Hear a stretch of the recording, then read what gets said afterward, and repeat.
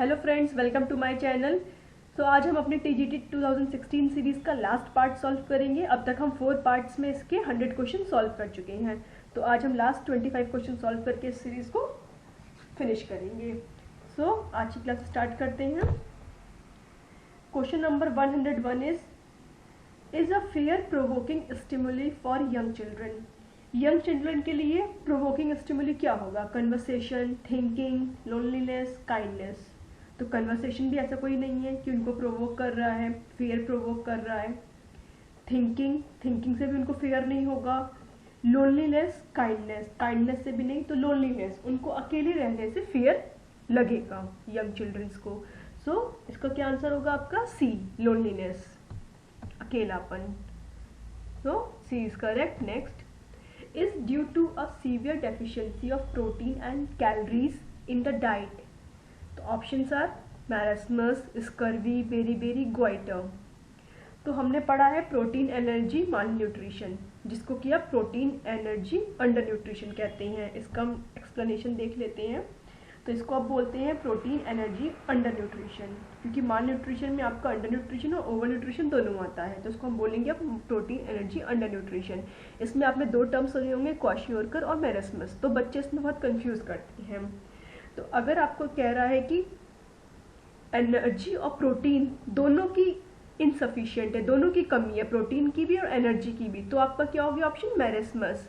But energy की marginal deficiency है and protein की ज़्यादा डेफिशिएंसी है ना, प्रोटीन की ज़्यादा कमी है, एनर्जी की कम है, तो वहाँ पे हो जाएगा क्वाशियोरकर। तो अगर आपसे एग्जाम में आ रहा है प्रोटीन एंड एनर्जी बोथ, दोनों की कमी से हो रहा है, तो वो आपका मैरास्मस है। और अगर आ रहा है कि प्रोटीन की डेफिशिएंसी से, प्रोटीन की कमी से हो, तो क्वाशियोरकर। हम क्वेश्चन को देखते हैं।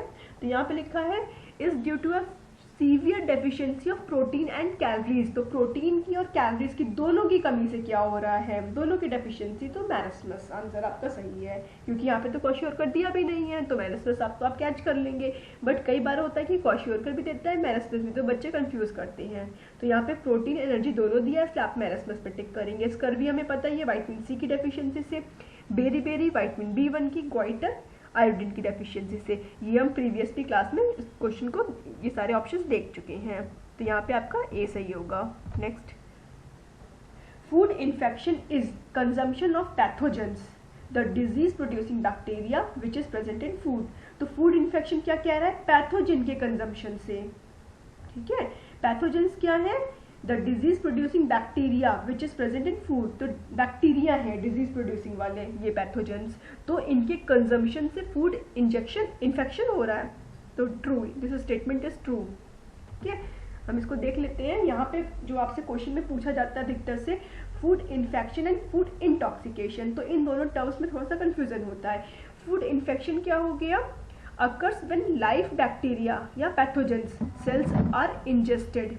तो जब हम लाइव पैथोजेंस, लाइव बैक्टीरिया को हम जब इंजेस्ट कर रहे हैं, उनका कंजम्पशन करें, तो फूड, उस डिजीज को हम बोलेंगे फूड इन्फेक्शन। ठीक है, these bacterial cells can then grow in the digestive tract and cause symptoms. हम बैक्टीरिया को पैथोजेंस को इंजेस्ट कर रहे हैं, फिर वो हमारे डाइजेस्टिव सिस्टम में जाके ग्रो करके सिम्टम्स कॉज कर रहे हैं, तो ये फूड इन्फेक्शन हो गया। Food intoxication means occurs from eating a food that contains a toxins produced by bacteria। Food intoxication क्या हुआ? जो बैक्टीरिया टॉक्सिन्स प्रोड्यूस कर दिया है, उन्होंने फूड में टॉक्सिन्स प्रोड्यूस कर चुके हैं पहले से ही, अब हम उस फूड को इंजेस्ट कर रहे हैं जिसमें कि टॉक्सिन्स हैं, तो वो फूड इंटॉक्सिकेशन है। बट अगर हम लाइव बैक्टीरिया को इंजेस्ट कर रहे हैं तो वो फूड इन्फेक्शन है। और अगर हम टॉक्सिन को कंजम्पशन कर रहे हैं, टॉक्सिन को इंजेस्ट कर रहे हैं, तो वो क्या हो गया? Food intoxication. तो यहाँ पे ये क्वेश्चन तो इसमें नहीं पूछा हुआ है, बट ऐसे क्वेश्चन बना से आपके पूछा जाता है, फूड इन्फेक्शन और फूड इंटॉक्सिकेशन। तो आई होप कि आपको क्लियर हो गया होगा ये।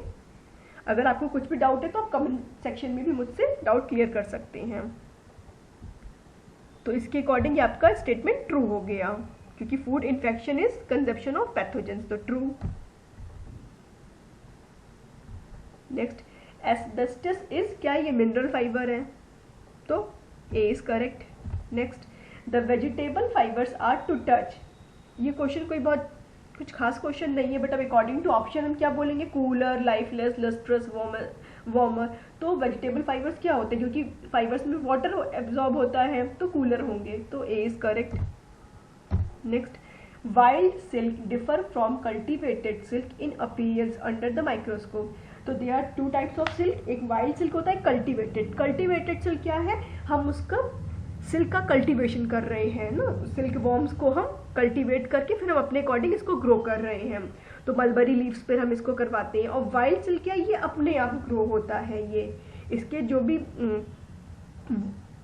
इंसेक्ट है ये अपने आप होते हैं, जैसे आपका अरी सिल्क, मूंगा सिल्क ना, ये सब आपका वाइल्ड सिल्क हो गया।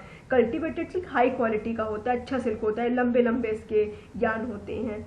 तो अगर हम माइक्रोस्कोप से देखेंगे तो डिफरेंस तो दिखेगा ही, वो अच्छी क्वालिटी का है कल्टीवेटेड, वाइल्ड सिल्क है वो लो क्वालिटी का है ना, एक तरीके से जंगली टाइप का अपने आप वो ग्रो कर रहे हैं, और कल्टीवेशन हम खुद करवा रहे हैं, अपने अकॉर्डिंग उनको लीव्स दे रहे हैं, मलबरी लीव्स दे रहे हैं, अच्छी क्वालिटी का होगा। इसका कलर भी अच्छा होता है, वाइल्ड सिल्क का ब्राउन कलर ऐसे होता है, डार्क येलो ऐसे कलर होगा, तो क्या होगा, this statement is true. Next, are named according to the system और design followed in interlacing warp and weft yarn. तो वार्प और वेफ्ट की इंटरलेसिंग से हमें जो भी मिलता है तो हम क्या बनाते हैं, उसको वीविंग के थ्रू हम बनाते हैं ना, यार्न तो हमें मिलेगा नहीं, फैब्रिक्स भी नहीं बने होगा, ड्रेसेस, वीविंग बोलेंगे उस प्रोसेस को हम। जैसे हमने वार्प आपके ये लॉन्गिट्यूडनल होते हैं, वेफ्ट आपके वर्टिकल्स होते हैं, हॉरिजॉन्टल होते हैं, ठीक है, ये हॉरिजॉन्टल्स आपके वेफ्ट हो गए और वर्टिकल आपके वार्प हो गए। तो इसकी इंटरलेसिंग से हम क्या बोलते हैं, प्लेन वीव है, बास्केट वीव है, ट्विल वीव है, रिब वीव है, सैटिन है ना, तो वीविंग के हम नाम दे रहे हैं, तो इसमें क्या होगा आपका weaves, D. Next, is the main storage polysaccharides of plant में पॉलीसेक्राइड्स किस फॉर्म में होता है, स्टार्च के फॉर्म में होता है, ठीक है, ए इज करेक्ट। स्टार्च एक तरीके से कार्बोहाइड्रेट ही है, बट यहाँ पे पॉलीसेक्राइड की बात करें, स्टार्च दिया हुआ है तो हम स्टार्च पे टिक करेंगे, अदरवाइज अगर स्टार्च नहीं है तब हम कार्बोहाइड्रेट बोल सकते थे, बट यहाँ पे स्टार्च मेंशन है ऑप्शन में, इसलिए हम स्टार्च पर जाएंगे। फिर A, question is defined as the ratio of the volume of carbon dioxide produced to the volume of oxygen used on oxidation of a given amount of a nutrient। तो किस question को हम बोलते हैं, इसको हम डिटेल में पहले देख लेते हैं। इसका फॉर्मूला रेस्पिरेटरी क्वेश्चन का है, CO2 प्रोड्यूस्ड ना, CO2 प्रोड्यूस हो रही है और ऑक्सीजन को हम कंज्यूम करते हैं, तो कार्बन डाइऑक्साइड प्रोड्यूस जितनी हो रही है अपॉन ऑक्सीजन जितनी कंज्यूम, इसका रेशियो हमारा बोला जाता है रेस्पिरेटरी क्वेश्चन। तो किसी भी न्यूट्रिएंट के मेटाबॉलिज्म में जितना हम ऑक्सीजन कंज्यूम कर रहे हो, कितना कार्बन डाइऑक्साइड प्रोड्यूस कर रहे हैं, इसी का रेशियो हमारा रेस्पिरेटरी क्वेश्चन है। कार्बोहाइड्रेट का रेस्पिरेटरी क्वेश्चन 1 होता है, लिपिड्स का 0.7, प्रोटीन का 0.8, और मिक्स डाइट की बात करें तो 0.8 से 0.82 से 0.85 के बीच में होता है। तो आपसे अलग अलग न्यूट्रिएंट्स का रेस्पिरेटरी क्वेश्चन भी एग्जाम में पूछा जा सकता है। तो यहाँ पे क्या होगा, respiratory question, B is correct. Next, is the term used for filling in silk and wool. Silk और वूल में फिलिंग के लिए किस टर्म को यूज करते हैं, तो वैसे तो ये टर्म आपका सिल्क में यूज होता है फिलिंग के लिए, ठीक है, वेइंग बोलते हैं इसको, नैपिंग, मोयरिंग, ग्लेजिंग, ये अलग अलग फिनिशिंग की प्रोसेस है, बट सिल्क में हम वेइंग करते हैं। यहाँ पे वूल लिखा हुआ है तो वूल यहाँ पर नहीं होना चाहिए, सिर्फ यहाँ पर सिल्क यूज होना चाहिए। वूल में हम ब्लेंडिंग करते हैं, हम वेइंग नहीं करते हैं, ठीक है। यहाँ पे आपका हम और भी प्रोसेस इसकी देख लेते हैं। सिल्क की प्रोडक्शन की प्रोसेस सबसे पहले हम सेरीकल्चर करते हैं, फिर शॉर्टिंग ऑफ कोकून, फिर सॉफ्टनिंग ऑफ सेरिसिंग, फिर reeling of filament, baling, manufacturing of yarn, degumming, weighing ना। डीगमिंग हमने कर दी, डीगमिंग में क्या हो गया, आपका सेरिसिन कम हो गया, तो अब आपका सिल्क कॉस्टली हो जाएगा, तो इतना अफोर्ड नहीं कर सकते हैं, इतना प्रोडक्शन भी नहीं है। तो यहाँ पे क्या करते थे हम, आयरन की, टिन भी और भी मेटल्स की हम वेइंग, उसके ऊपर एक वेइंग कर दी, लेयर चढ़ा दी हमने इन सब की, तो हमारा सिल्क का कॉस्ट भी कम हो जाता है इससे। देन हम ब्लीचिंग करते हैं, डाइंग, प्रिंटिंग, फिनिशिंग। इस सिल्क का चैप्टर मैं आपको अपना चैनल पे ये कवर करवा चुकी हूँ, वहाँ पे डिस्क्रिप्शन में मैं इसका लिंक दे दूँगी, आप वहाँ से जाके इस पूरे चैप्टर को भी पढ़ सकते हैं। तो इसमें आपका क्वेश्चन में सिल्क होना चाहिए, वूल नहीं होना चाहिए। वूल के लिए हम ब्लेंडिंग यूज़ करते हैं कि हमने अलग अलग वूल को छाट लिया, उसके बाद हम अलग अलग लेंथ के अकॉर्डिंग उसकी ब्लेंडिंग कर देते हैं, क्योंकि सारे अगर हम लंबे लंबे ले लिए तो फिर कॉस्टली पड़ जाएगा, तो थोड़े से हम छोटे यार्न्स भी मिला लेते हैं उसमें, तो उसमें हम ब्लेंडिंग करते हैं, बट वेइंग हम सिल्क में करते हैं। तो आंसर आपको समझ में आ गया इसका B. Next, rippling is done for flax plant to get. तो राइपलिंग हम करते हैं फ्लैक्स में क्या पाने के लिए करते हैं, लिनन को ना, लिनन का फाइबर हमें मिल जाए, इसके लिए हम करते हैं। इसकी भी हम फुल प्रोसेस देख लेते हैं। लिनन टेक्सटाइल के लिए पहले हार्वेस्टिंग करेंगे प्लांट की, फिर ड्राइंग एंड राइपलिंग करेंगे, फिर रेटिंग करेंगे, breaking and scutching, combing and hackling, spinning, weaving, finishing. ये चैप्टर भी मैं आपको कवर कर चुकी हूँ अपने चैनल पर, वहाँ आप डिस्क्रिप्शन बॉक्स में जाके इस चैप्टर को भी पूरा पढ़ सकते हैं। तो D is correct for getting linen. Is a bad conductor of heat. तो बेड कंडक्टर क्या है, सिल्क, वूल, ये बेड कंडक्टर है। आपका यहाँ पे सिल्क ऑप्शन में दिया हुआ है तो सिल्क करेक्ट होगा। Patola saris are produced by Patola कैसे मिलती है हमें, टाई एंड डाई के प्रोसेस से मिलती है, तो option B is correct. Surf is a detergent है, सर्फ एक। Need for love and affection is need. तो लव एंड अफेक्शन किस टाइप की है, साइको सोशल नीड है हमारी एक। सी, मनोसामाजिक। Is the first modeller of the child. Is the first modeller of the child. तो चाइल्ड को सबसे पहले कौन मोल्ड करता है, सबसे पहला चाइल्ड का फर्स्ट कम्युनिकेशन क्या है ना, उसका फर्स्ट सोशलाइजेशन किससे होता है, फैमिली से। सबसे पहले बच्चा फैमिली के क्लोज आता है, फैमिली में उसका जन्म होता है, तो सबसे पहले वो फैमिली में रहता है, फिर वो अपने नेबर में जाएगा, स्कूल जाएगा, अपने दोस्तों से मिलेगा, सबसे पहले वो फैमिली के संपर्क में आता है, तो answer C is correct. The kidney releases an called renal erythropoietic factor. तो किडनी क्या रिलीज करती है, हार्मोन रिलीज करती है, रीनल इरिथ्रोपोइटिक फैक्टर इसको बोलते हैं, so D is correct. Salmonella food poisoning is a type of bacteria food poisoning. तो ये फूड पॉइजनिंग क्या है, सैल्मोनेला क्या है, बैक्टीरिया है, so this is true. Type 2 diabetes mellitus is known as. तो डायबिटीज क्या है, टाइप 1 डायबिटीज होती है, टाइप 2 डायबिटीज होती है। टाइप 1 डायबिटीज क्या होती है, इसमें बॉडी इंसुलिन को प्रोड्यूस नहीं कर पाती है ना। इंसुलिन कहाँ से प्रोड्यूस होती है, पैनक्रियाज की बीटा सेल से, तो बीटा सेल्स के नंबर्स नहीं है ना, कुछ प्रॉब्लम है उसमें, तो वो उसको प्रोड्यूस नहीं कर पा रही है इंसुलिन, तो वो उसको बोलते हैं टाइप 1 डायबिटीज। टाइप 2 डायबिटीज क्या होता है, इसमें बॉडी हमारी इंसुलिन तो प्रोड्यूस कर रही है बट उसकी सेंसिटिविटी कम हो जाती है, इंसुलिन यूज़ नहीं हो पाती है, तो हम एक्सरसाइज करके, डाइट को फॉलो करके ना अलग अलग तरीक़ों से हम इसकी सेंसिटिविटी को इंक्रीज कर सकते हैं, तो इसको बोलते हैं non insulin dependent diabetes mellitus, क्योंकि बॉडी में इंसुलिन बन रही है बट उसका यूटिलाइजेशन नहीं हो पा रहा है, तो हम अलग अलग तरीके से इसकी सेंसिटिविटी को इंक्रीज कर देते हैं। तो type 2 is non insulin dependent diabetes mellitus. Mall nutrition related diabetes mellitus भी होता है। इंसुलिन क्या है, हार्मोन है ना, तो हार्मोन क्या है, प्रोटीन है, तो माल न्यूट्रिशन है ना, प्रोटीन की और न्यूट्रिएंट्स की कमी है, तो प्रॉपर हार्मोन नहीं बन रहा है, इंसुलिन नहीं बन रही है। जेस्टेशनल डायबिटीज मेलाइटिस क्या होता है कि जेस्टेशनल मीन्स प्रेगनेंसी का टाइम, तो प्रेगनेंसी के टाइम में अगर आपका डायबिटीज़ हो जा रहा है तो उसको बोलते हैं जेस्टेशनल डायबिटीज मेलाइटिस। तो यहाँ पे क्वेश्चन ने पूछा है type 2 diabetes mellitus is known as non insulin dependent diabetes mellitus, type 1 is insulin dependent diabetes mellitus, तो option B is correct. The period after delivery is. तो आफ्टर डिलीवरी के बाद का पीरियड क्या होता है, पोस्टपार्टम। पोस्टपार्टम पीरियड में lactation period होता है, बी इज करेक्ट।